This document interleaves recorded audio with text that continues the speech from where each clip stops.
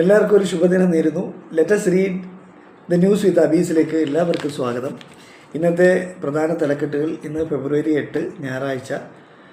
India US വ്യാപാര കരാർ ചട്ടക്കൂട് റെഡി. US കുറയ്ക്കുന്നത് കഴിഞ്ഞ വർഷം കൂട്ടിയ അധിക തീരുവ മാത്രം. ഇന്ത്യ കുറയ്ക്കുന്നത് കാർഷിക മേഖലയിലേത് ഉൾപ്പെടെയുള്ള തീരുവ. എന്തായി തീരുവോ ഉണ്ടോ?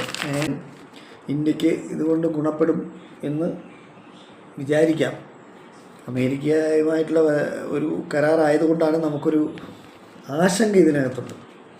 2020 ലോകകപ്പ് ജയിച്ചു തുടങ്ങി. ഇന്ത്യ USA-ക്കെതിരെ 29 റൺസിന് വിജയിച്ചു. ഖനി ദുരന്തം, മരണം 27ആയി. ഖനി ദുരന്തം മേഘാലയയിൽ മരണം 27ആയി. 50-ലേറെ പേർ കുടുങ്ങിക്കിടക്കുന്നതായി തൊഴിലാളികൾ പറയുന്നു. എപ്സ്റ്റൈൻ വിവാദം, പുറത്തുവിടാത്ത ഫയലുകൾ US കോൺഗ്രസ് അംഗങ്ങൾക്ക് കാണാം. ജസ്റ്റിസ് വകുപ്പിൻ്റെ കമ്പ്യൂട്ടറിൽ പരിശോധിക്കാം. വാഷിംഗ്ടൺ. ബാലലൈംഗിക പീഡന കുറ്റവാളി ജെഫ്രി എപ്സ്റ്റൈനുമായി ബന്ധപ്പെട്ട സെൻസർ ചെയ്യാത്ത ഫയലുകൾ പരിശോധിക്കാൻ നാളെ മുതൽ കോൺഗ്രസ് അംഗങ്ങൾക്ക് അനുമതി നൽകുമെന്ന് US ജസ്റ്റിസ് ഡിപ്പാർട്ട്മെൻറ്റ് വ്യക്തമാക്കി. സംസ്ഥാനത്ത് കലാപുരസ്കാരങ്ങൾ പ്രഖ്യാപിച്ചു.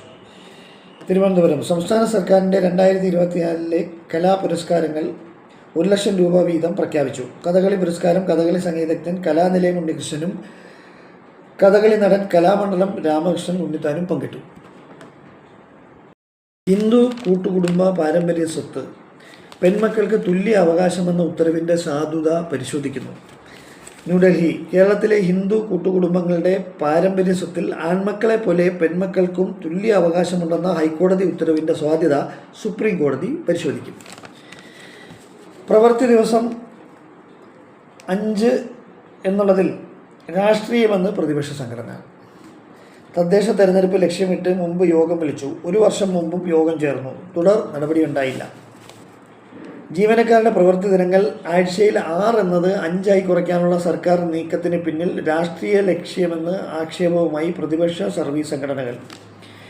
52 മിനിറ്റ് അധിക ജോലി, അവധികൾ തുടരണം എന്നാണ് മുന്നോട്ട് വയ്ക്കുന്ന വാദം. മാസം 30 ദിവസമെന്ന് കണക്കാക്കിയാൽ 4 ഞായറാഴ്ചയും 1 രണ്ടാം ശനിയും ഒഴിച്ചാൽ 25 പ്രവൃത്തി ദിവസങ്ങളാണ് ജീവനക്കാർക്കുള്ളത്.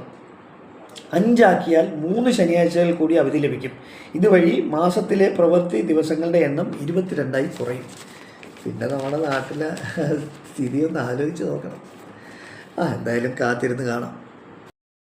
അപ്പോൾ ഇന്നത്തെ വാർത്തകൾ ഒറ്റ നോട്ടത്തിൽ ഇത്രയൊക്കെയാണ് എൻ്റെ ശ്രദ്ധയിൽപ്പെട്ടത്. അപ്പോൾ ഈ ചാനലും വാർത്തയും ഇഷ്ടപ്പെട്ടുവെങ്കിൽ നിങ്ങൾ സബ്സ്ക്രൈബ് ചെയ്യണം. എല്ലാവർക്കും ഒരു ശുഭദിനം ആശംസിച്ചുകൊണ്ട് നാളെ കാണാം.